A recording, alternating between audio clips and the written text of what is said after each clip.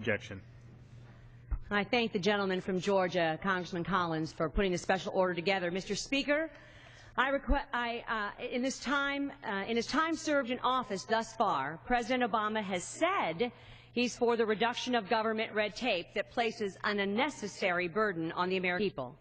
Again and again, he has extolled the virtues of transparency and bipartisanship in an effort to put people back to work. But if we look at his track record, this has simply turned out to be yet another string of broken promises and a failure of leadership.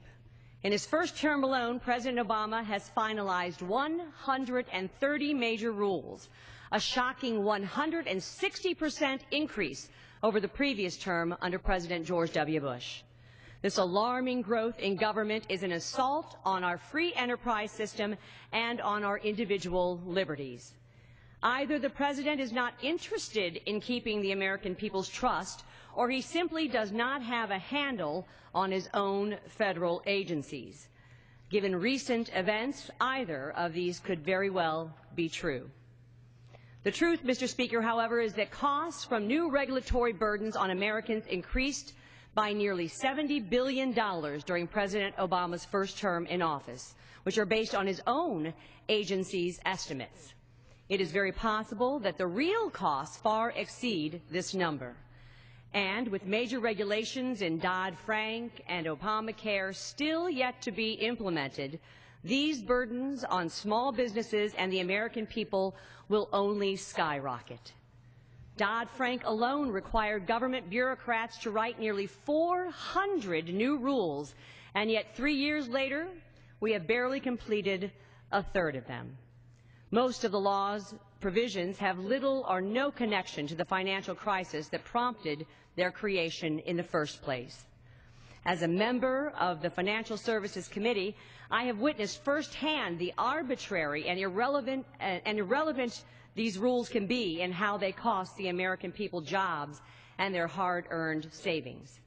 We can and must do more to hold these agencies accountable and stop this governance by fiat and the bypassing of Congress, we the people. This is why we must pass the REINS Act, which I'm a proud co-sponsor. This legislation would rein in the federal agencies and would require Congress to approve every new major rule proposed by the executive branch having an annual economic impact of $100 million or more. It would allow Congress to regain our constitutional authority by limiting the size and scope of the rulemaking powers of government bureaucrats who were not elected. Mr. Speaker, the American people are fed up with this big government agenda. It's time to hold this administration accountable for the gross overreach of their powers, whether it's regulation from the EPA or regulations implementing Dodd-Frank or Obamacare. Enough is enough. The American people are tired of this government overstepping their constitutional authority. And I yield back.